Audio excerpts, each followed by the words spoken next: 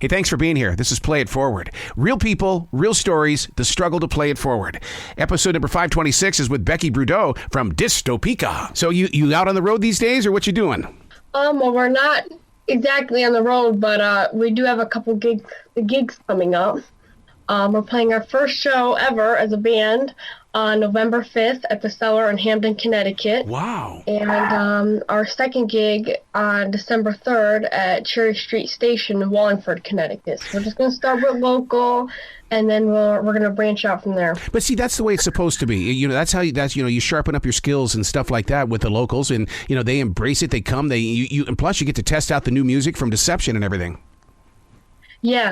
Yes, we do. And we gotta, because we never played our first EP before either, we gotta do songs from both. So. Yeah.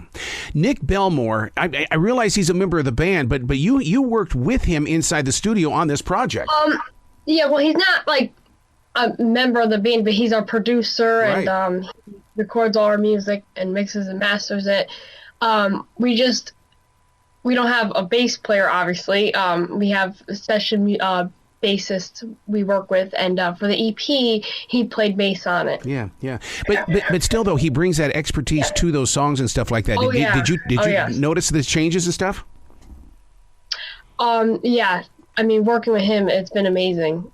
So the song For You, the tempo of this song, I mean, it just really takes charge inside your heart. I mean, and it leads you right to a hook that I can just feel people singing it right there along with you. Thank you. What came first, the chicken or the egg? Was it the hook? Was it the bass beat? How did the song even come into action? I would say it was the hook. It was that It was the chorus. Yeah, that was the first thing I thought of for that one. And it's very rare that, well, not that rare, but like I usually think of songs like I'll think of a vocal melody or like a guitar riff, but I usually don't think of them with lyrics. But that one, like I had some lyrics, like ideas that came with it. So like those For You, all that, like that chorus stuff, like I thought of when I thought of the music. So. Yeah, because guitarists and stuff like that love to store their riffs. The riff comes to them and they hurry up and restore it, and then maybe 5 weeks or 5 years later they use it in a song. So that's actually what I do too. So really, yeah. So I come up with guitar riffs and then I can't play them, but I plug them out on piano and I record myself playing it on piano, and then I write them later. How do you like those moments, or how do you even describe those moments to friends and family when it's like, when a song is pushing itself through your imagination, it's like, stop, I gotta get this down real fast. It's funny because like, I mean, they kind of, usually this happens, but like at like 2 a.m., 3 a.m., like late at night, I just like come up with an idea and I have to play it and write it later. So I mean, they get it. It's kind of funny, like, because sometimes like people hear like the MuseScore version and then the actual version, because like I notate on MuseScore, but like playing it on that, it sounds like crap because it's like really, really bad quality. So then when they hear that versus the actual version, it's like a whole new thing. So. Wow. What is the song Narcissist about? Where did it arrive from? Well, Narcissist is basically about a narcissist. Their own little world? It's pretty self-explanatory. It's pretty straightforward. Well, yeah, because I mean, in listening to it, it's like, wow, I can picture people in this. I mean, it's because then you sit there and it helps define what it really is. Yes.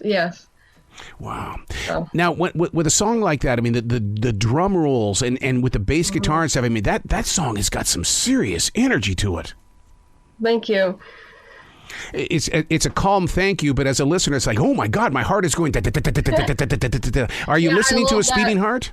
Oh my gosh, yeah, I love the double bass air plays throughout it. It's amazing.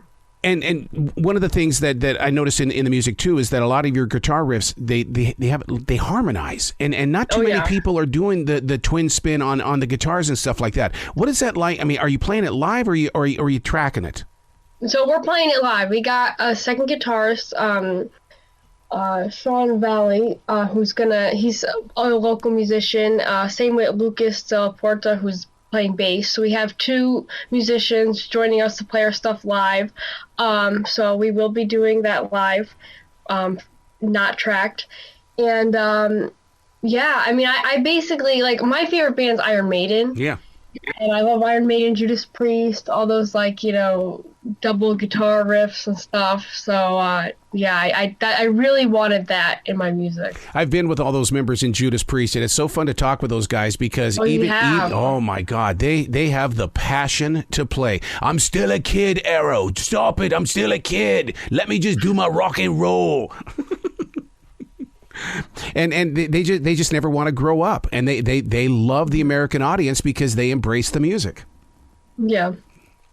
So on this particular album, did you get the opportunity to have some exploration time? Because I mean, it really does. It's not like anything else that you've done. Yeah. I think, like, I mean, this is our second EP. I mean, I'd say we really found our sound with this one. Mm-hmm. I kind of, like, we've been working on these songs, like, kind of, like, very close to working on the other ones. Like, we actually recorded For You while we were recording the other EP. But I think that over time, like, I think I'd say we really found our sound with this. Mm-hmm. Mm-hmm. Mm-hmm. Now, the actual cover with the spider on the rose. Ooh, I hope you're turning that into a poster and selling that at your concerts. Yeah. I don't think we don't have posters of that yet, but I'm working on getting T-shirts. Oh, absolutely. Oh, because people will wear that with pride. And the thing is it's such a great conversation starter. People are going to say, "Where'd you get that? Where'd you get it?" Thank you. Yeah. It's definitely stands out. So in the big dream kind of scheme of things, I mean, would you dream of touring the entire nation? And what part of the country would you like to one day plant your feet? I mean, I would love to tour the world.